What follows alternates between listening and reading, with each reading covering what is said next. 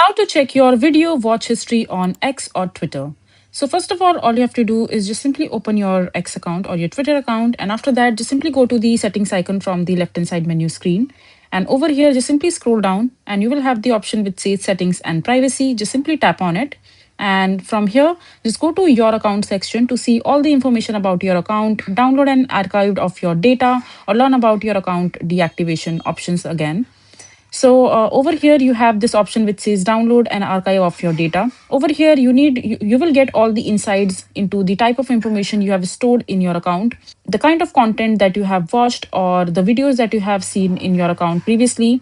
So in order to check the watch history, just simply tap on it and it will redirect you to a web page or your either on your Safari or your Chrome browser, where you have to enter and just log into your account on the browser. And after that the Twitter will send you or email you the information about the data that you have created on your account, or the kind of content that you have created or consumed on your account. And that's how you will be able to check the watch history of your X account.